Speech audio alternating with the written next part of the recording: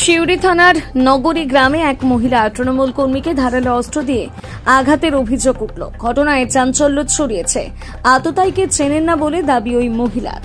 আর তার আরও দাবি, ওই ব্যক্তি মুখে রুমাল বেঁধেছিল, তিনি চেনেন না ওই ব্যক্তিকে। মহিলার দাবি, এর আগেও হেলমেট পরে এসে হুমকি দেয় কখন একজন, কখন আবার দুজন। কিন্তু কে কেন হুমকি দিচ্ছে, তাকে ধারালো অস্ত্র দিয়ে আঘাত করছে, তিনি কিছুই বুঝতে পারছেন না বলে জানিয়েছেন মহিলা। শিউরি থানায় অভিযোগ জানিয়েছে মহিলা। পুলিশ তদন্ত শুরু করেছে। প্রথম দিকে বলতে একদিন হঠাৎ করে প্রায় মাঝে মাঝে এরকম বাইক নিয়ে গা দিয়ে ঘেঁষে চলে যায়, কোনো আমি চিনি না অতটা। তারপর আপনার পরশু দিন একজন নয় দুজন এসেছিল গাড়িতে, বারুলিয়া মোড়ের একটু আগে। তখন 2টোর সময় ওইদিকে আমি কাজ থেকে ফিরে আসছিলাম, তখন আমাকে ধরে দিয়ে তারপর আমাকে বলে যে তুমি যেটা করছো সেটা ঠিক করছো না। তো পাশের একজন যে লোক ছিল সে বাইকে ছিল, আরেকজন যে ছিল সে নেমে আমার এখানে ধরে প্রচণ্ড, খুব খারাপভাবে। তারপরে হাত টানাটানি করে। পরশু দিনকে দুপুর 2টোর সময়। আমি তখন কাজে থেকে বাড়ি ফিরছিলাম। আমি একজন সিএসপি গ্রাম পঞ্চায়েতের কাজ করি। তো আর আমি তখন ফিরে আসছিলাম, তখন আমাকে ওখানে থ্রেট দেয়। আমি বাড়িতে এসে এমনি কাউকে, ওই লোকগুলো আমি চিনি না। তারপরে আমি যখন বাড়ি ফিরলাম, বাড়িতে ভয়ে কাউকে কিছু বলতে পারি না, যেহেতু আমি মা মেয়ে একা 2জন থাকি, 3জন একসাথে থাকি। এবার আমি কাউকে কিছু বলতেও পারিনি ভয়ে।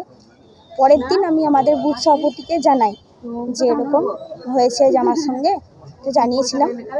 তারপর আজকে আমি পুকুরঘাটে আসছিলাম চান করতে, তখন একজন লোক দাঁড়িয়েছিল বলতে আমি যখন যাচ্ছিলাম তখন আমি দাঁড়িয়েছিল, তখন ও পেছন দিক থেকে কিছু যেন একটা বার করে, আমি অস্ত্র ঠিক বলতে পারছি না, তবে ও এসে পড়ে আমাকে প্রথমে অ্যাটাক করার পরে আমি পেছোতে লাগে, আমার হাতে এখানে লাগে, আর পায়ে, আমি কাপড়টা গুটিয়েছিলাম তো পায়ে এখানটায় লাগে। আমি মারমোর ছুটে একদম আমাদের ঘরে পৌঁছায়, ঘরের লোককে জানাই। তারপর আমার কেন অ্যাটাক কেন করছে আমি বুঝতে পারছি না যে কেন অ্যাটাক করছে।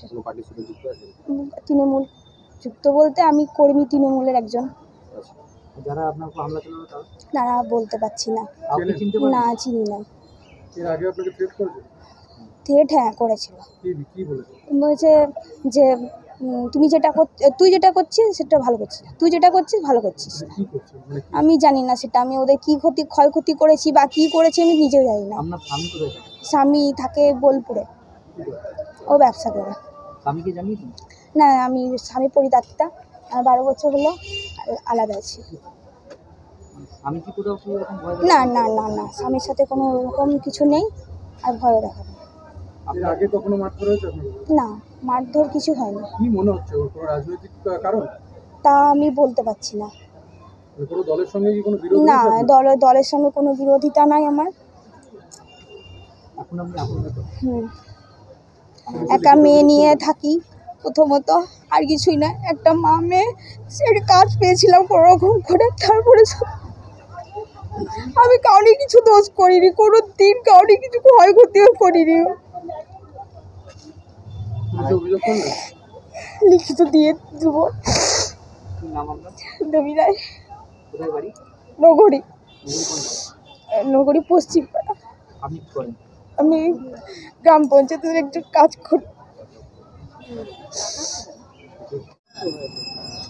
হ্যাঁ, তো দেবী রায় ও আমাকে সকালবেলায় ফোন করলো, বলছে দাদা আমাকে এরকম ধরনের, আমি চান করতে যাচ্ছিলাম পুকুরে, চান করে যেমন উঠছি সেই অবস্থাতে একটা অপরিচিত ছেলে, মুখে কাপড় বাঁধা, আমি তাকে চিনতে পারছি না, কিন্তু সেই লোকটা এলোপাথারি একটা অস্ত্র, হাতে একটা নিয়ে, ধারালো নিয়ে সেটা আমাকে এলোপাথারি আক্রমণ করে। আমি বললাম যে, জিজ্ঞেস করলাম যে তুমি তাকে চেনো? বলছে না, আমি তাকে চিনি না। এবং দুদিন আগেও নাকি ওকে রাস্তাতে পারুলিয়া মোড় থেকে একটু বেরিয়ে ওখানে ওকে হেলমেট পরে ওই ধরনের একটা ওকে বলেছিল যে তুই সাবধান টাবধান, এসবগুলো বলেছে। তো ওকে আমি পার্সোনালি মেয়েটাকে জিজ্ঞেস করলাম, স্বামী থাকে না, স্বামী 8-10 বছর বাইরে থাকে, তো আমি তবুও জিজ্ঞেস করলাম, তো বলছে না দাদা আমার সেরকম ধরনের কোনো সম্পর্ক কোনো ছেলের সাথে নাই, ওর একটা মেয়ে আছে, ও মেয়ের দিব্যি দিয়েই বললো। আমরা তড়িঘড়ি ওখানে গেলাম, আমাদের স্থানীয় যারা ছেলে ছিল টুকু থেকে শুরু করে ওরা সবাই গেল, সবাই মিলে এসে ওকে তড়িঘড়ি আমরা ডাক্তারখানা নিয়ে এলাম, তারপরে থানাতে নিয়ে এলাম অভিযোগটা করে।